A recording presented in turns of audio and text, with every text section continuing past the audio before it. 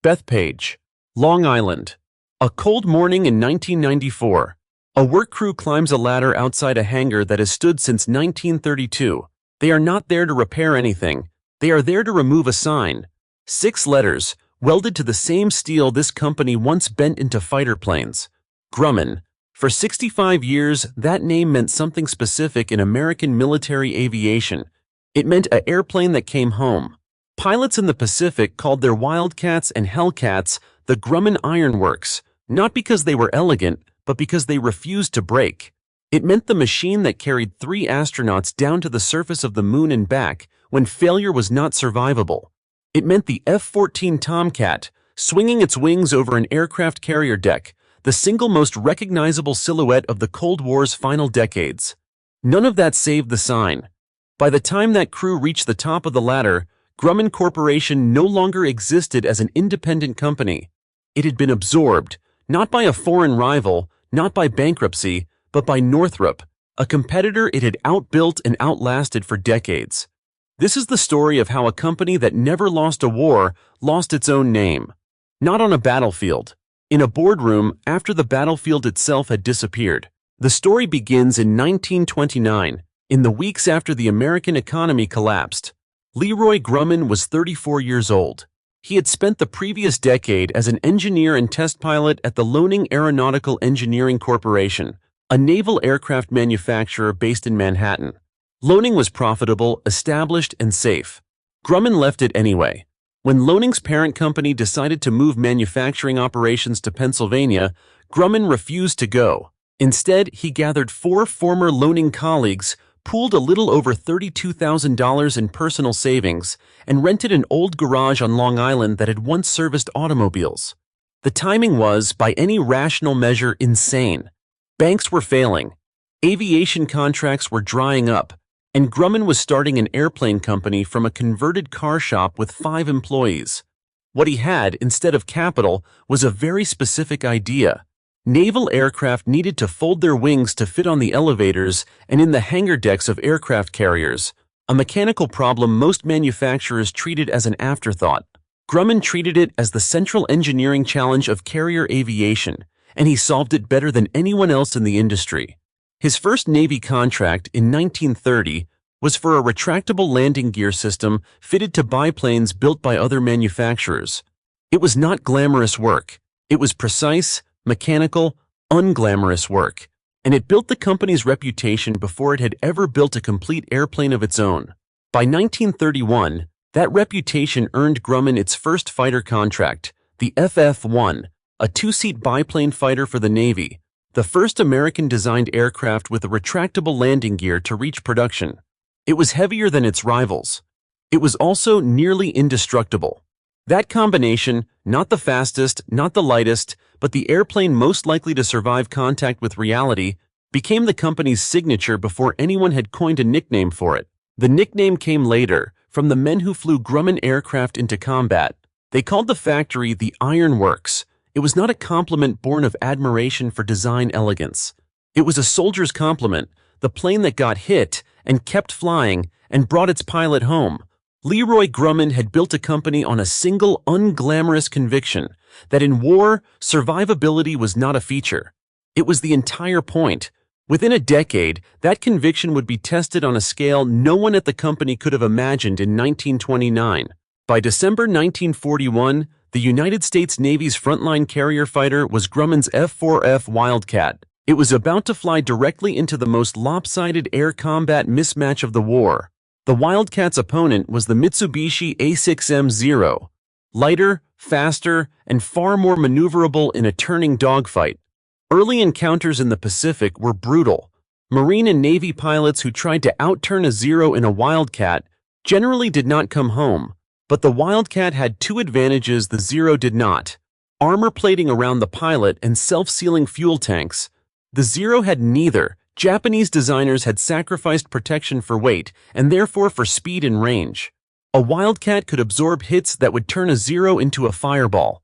Navy pilot John Thack exploited this difference directly. He developed a tactic: pairs of Wildcats crossing paths to give each other a firing angle on any Zero attacking from behind. A maneuver that became known as the Thack Weave. Combined with the airplane's durability, the tactic changed the arithmetic of the air war. By the time the Wildcat's production run ended, Navy and Marine pilots flying it were credited with roughly 1,006 confirmed aerial victories against 191 losses in air-to-air combat, a kill ratio near 5-to-1, achieved in an airplane that its own pilots considered technically inferior to its opponent. Grumman's answer to the Zero's speed advantage arrived in 1943, the F6F Hellcat. Designed with direct input from captured Zero airframes and combat reports from Wildcat pilots, the Hellcat kept the armor and the structural toughness the Navy had come to expect from Grumman, and added the power and speed the Wildcat had lacked. The results were immediate and overwhelming. Over the course of the war, Hellcat pilots were credited with over 5,200 aerial kills, more than any other Allied fighter in the Pacific theater, against a loss ratio of better than 19-to-1. In the Battle of the Philippine Sea, in June 1944, Hellcats were so dominant against Japanese carrier aircraft that American pilots nicknamed the engagement the Great Marianas Turkey Shoot. Grumman's third major wartime aircraft carried a different kind of weight. The TBF Avenger was a torpedo bomber, slow and heavy by fighter standards, tasked with the most dangerous job in carrier aviation, flying straight and level toward enemy ships while anti-aircraft fire filled the sky around it. At the Battle of Midway in June 1942, the Navy's first combat deployment of the Avenger ended with 5 of 6 aircraft shot down. It was a devastating debut, but the airplane survived its own worst day, was refined, and went on to sink more Japanese shipping tonnage than any other American aircraft of the war, including the battleship Musashi.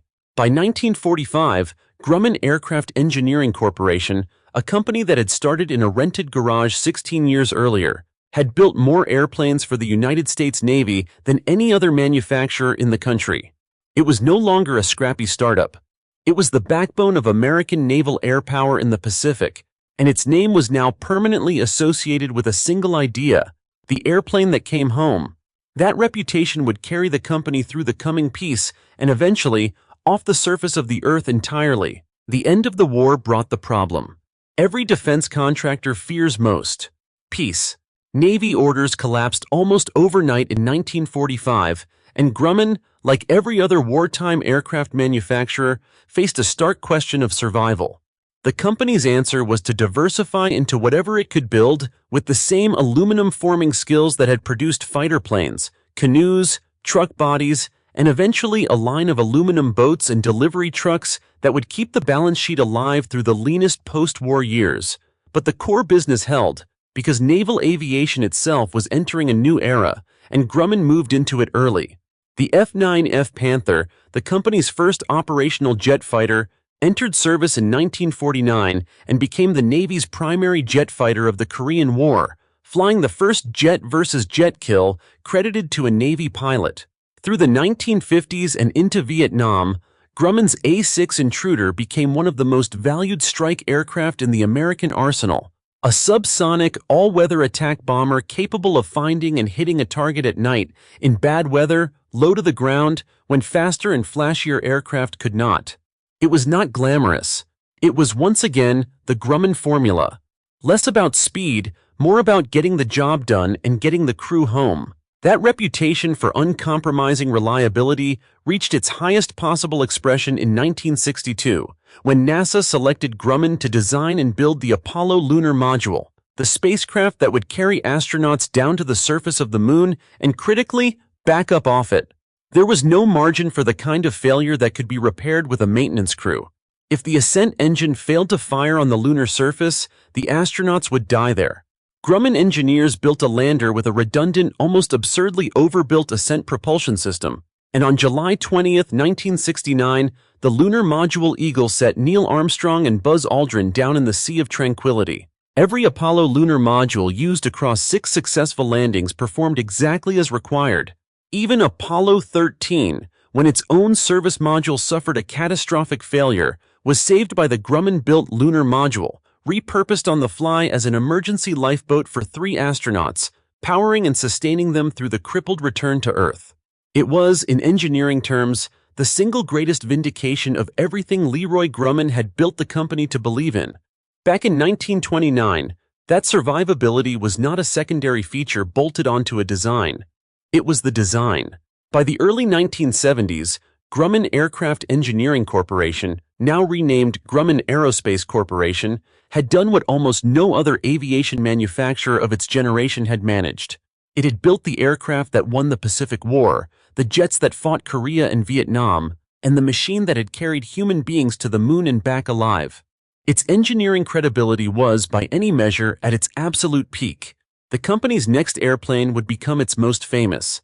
It would also mark the beginning of the end. The story of the F-14 Tomcat begins with a failure that belonged to someone else. In the mid-1960s, the Pentagon tried to force the Navy and the Air Force to fly a single common fighter platform, the F-111. The Air Force version eventually found a role. The Naval version, the F-111B, built for carrier operations, did not. It was too heavy, its carrier landing characteristics were poor, and by 1968, the Navy had killed the program outright, after years and hundreds of millions of dollars invested in an airplane it would never operate. The Navy needed a genuine carrier-based air superiority fighter, and it needed one immediately. In 1969, it opened the VFX competition to replace the F-111B. Grumman won it. What Grumman built was, at the time, the most technically ambitious fighter ever put on a carrier deck. The F-14's signature feature was its variable sweep wing. Wings that could pivot forward for slow-speed carrier landings, needing less runway and better low-speed control, then sweep backward into a narrow, high-speed configuration for supersonic intercept. Paired with the AWG-9 radar and Phoenix long-range air-to-air missiles, the Tomcat could track multiple targets simultaneously and engage enemy aircraft from over 100 miles away, a capability no other fighter in the world possessed at the time. It was designed for one specific mission: stopping waves of Soviet bombers before they got within missile range of the American carrier fleet. The Tomcat entered fleet service in 1974, and it did something few fighter aircraft ever manage. It became a genuine cultural icon, independent of its military role. In 1986, the film Top Gun put the F-14 on movie screens worldwide, and the airplane became, for an entire generation, the visual definition of American air power. Navy recruiting numbers spiked. The Tomcat was no longer just a weapons platform, it was a symbol. For Grumman, the F-14 represented the summit of everything the company had built since 1929, from a converted garage, to the airplane that beat the zero, to the machine that landed on the moon, to now, the most advanced, most famous fighter aircraft on Earth, built by a company that still bore its founder's name on every airframe. It would also be the last airplane Grumman ever designed from a position of complete strength. Because even as the Tomcat entered the culture as an unstoppable symbol, the company's next major program was already heading toward a financial reckoning that would prove far harder to survive than any wartime mission. In the 1980s, the Navy went looking for a stealth attack aircraft to replace its aging A-6 Intruder, the same subsonic workhorse Grumman had built decades earlier. The program was called the A-12 Avenger II, and this time Grumman did not build it alone.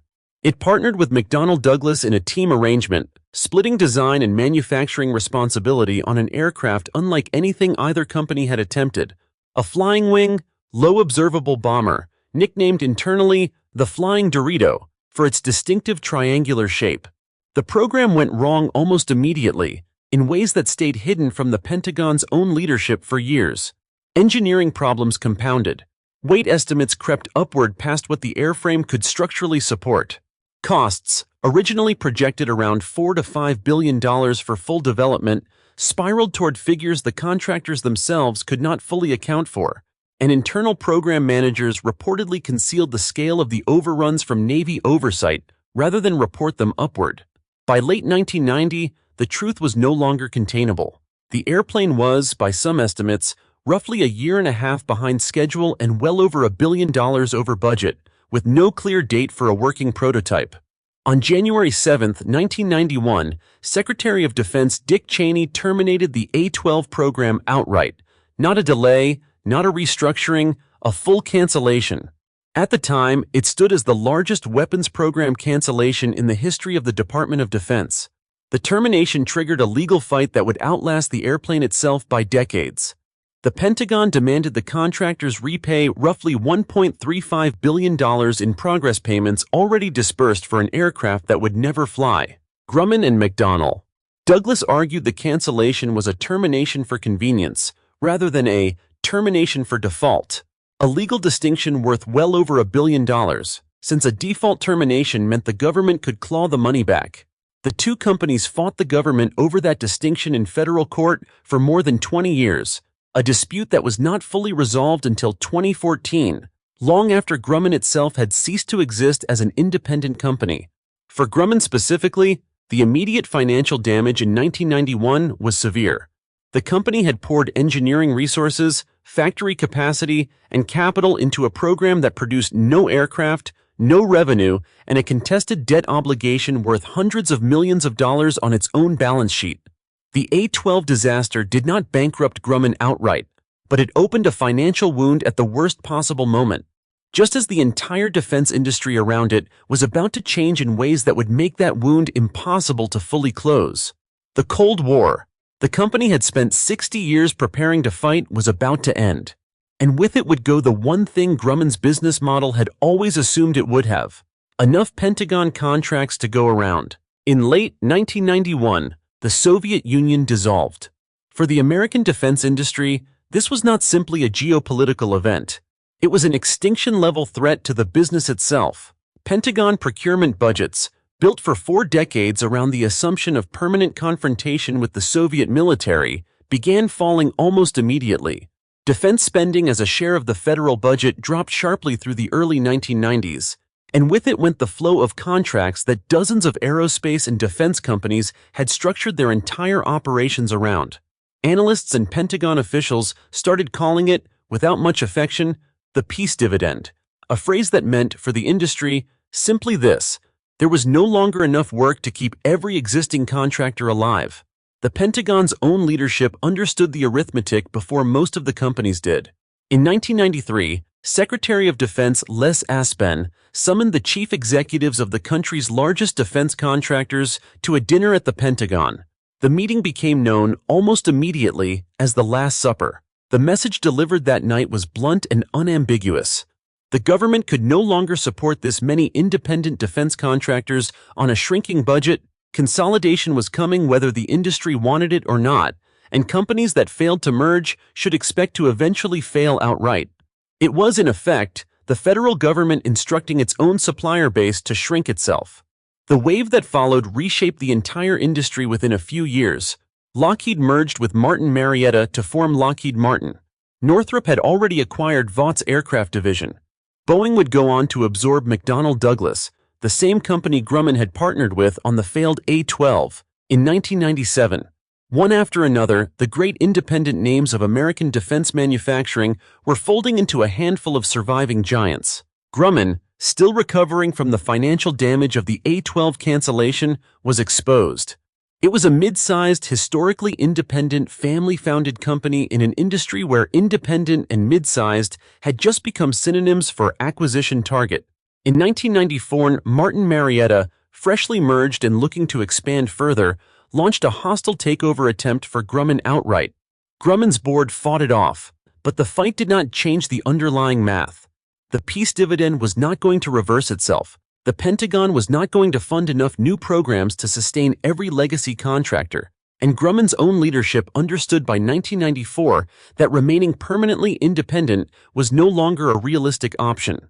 The only real decision left was who would be doing the acquiring, and on what terms.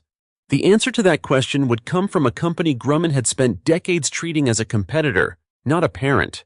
In April 1994, Grumman's board reached an agreement, not with Martin Marietta, the company that had tried to take it by force, but with Northrop Corporation, which made a competing friendly offer of approximately $2.1 billion. The board accepted it as the better outcome available, a negotiated merger rather than a hostile seizure, and a partner whose own business, Northrop's B-2 stealth bomber program among its core assets, did not directly overlap with Grumman's naval aircraft work in a way that would gut the combined workforce entirely. There was a particular irony embedded in the choice of partner. Northrop and Grumman had competed directly against each other for Navy and Air Force contracts for decades, two of the industry's oldest rivals, dating back to the same interwar generation of aircraft companies. Now one was absorbing the other, and the surviving name on the letterhead would be Northrop's, not Grumman's. The deal closed in May 1994, and Northrop Grumman Corporation came into existence as a single company.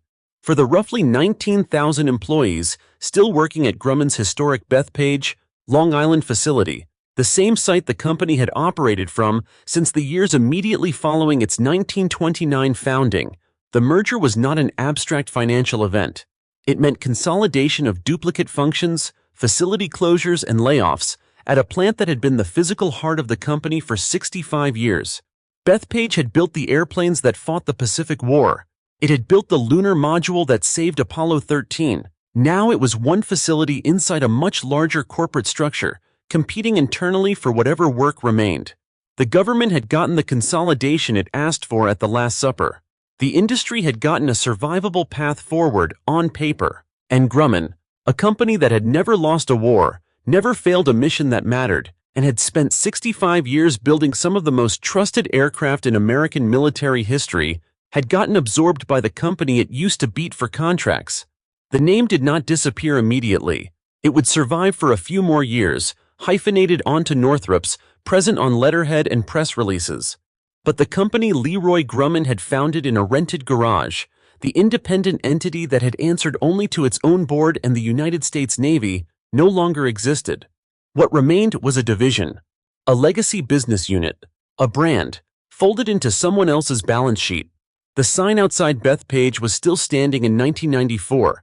It would not stand for very much longer. The years after the merger were, in operational terms, unremarkable, which was itself the point.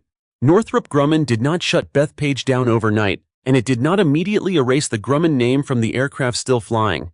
The F-14 Tomcat continued its service with the U.S. Navy under the new corporate banner, still built on Grumman engineering, still flying off carrier decks it had defined for 2 decades.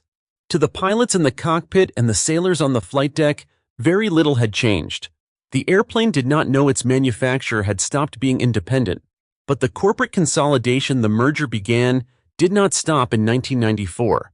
Over the following years, Northrop Grumman steadily reduced its footprint on Long Island, shifting production, engineering work, and eventually entire business lines to other facilities across the country. Bethpage, once a sprawling complex that had employed tens of thousands of workers at its wartime peak, shrank year over year. Its runway eventually closed, large sections of the historic plant sold off or redeveloped for non-aerospace use. The physical place where Leroy Grumman's company had built the Wildcat, the Hellcat, and the lunar module was, piece by piece, ceasing to be an aerospace facility at all. The F-14 itself reached the end of its service life in 2006, retired by the Navy after 32 years of frontline duty, the last of the great Grumman-designed fighters to leave active service, closing out the era the Tomcat had come to symbolize on movie screens 2 decades earlier. By then, the sign outside Bethpage was already long gone, along with most of the workforce that had once built the airplane under it. What remained was the name itself, still legally present in Northrop Grumman Corporation, but functioning now as a brand asset rather than an independent company with its own board, its own factories, and its own identity. The company that Leroy Grumman built to survive the Great Depression had, in the end, been unable to survive the peace that followed the Cold War. It had spent 60 years preparing to fight. The final chapter of this story is not about what was lost. It is about what, quietly, still remains. Northrop Grumman Corporation, the company that absorbed Grumman's name in 1994, is today one of the largest defense contractors on Earth, building the B-21 Raider stealth bomber, the James Webb Space Telescope, and a substantial share of America's unmanned aircraft systems. None of that work carries the Grumman name in any prominent way, but a direct engineering line runs from Leroy Grumman's original conviction that survivability is not a feature bolted onto a design, but the design itself, through the lunar module that saved 3 astronauts, through the F-14 that defined naval air power for a generation, into the systems the merged company builds now. The philosophy outlived the letterhead. It is worth being honest about what Grumman got right and what it did not survive. The company was never wrong about engineering. The Wildcat, undergunned and outmaneuvered, still beat the zero on survivability. The lunar module, built with no room for failure, never failed. The A6 found its targets in weather that grounded faster aircraft. Grumman's founding bet, that the airplane which comes home matters more than the airplane that looks best on paper, was validated repeatedly in combat for 65 years. What the company could not survive was not a design flaw. It was a piece it had helped win. The end of the Cold War removed the very demand that had sustained Grumman's business model since 1929, and no amount of engineering excellence could manufacture a threat that no longer existed. There is a natural comparison worth drawing here, and it runs the opposite direction of most stories in this format. Grumman was not destroyed by a rival with a personal grudge, or a corrupt official, or a fraudulent competitor. It was destroyed by success, the successful conclusion of the very conflict it had spent 6 decades preparing to fight. Northrop, the company that absorbed it, was not an enemy in any traditional sense. It was simply the surviving structure in an industry the Pentagon itself had ordered to shrink. The sign came down in Bethpage in 1994. The engineering did not come down with it. They took the name. They could not take what the name had built.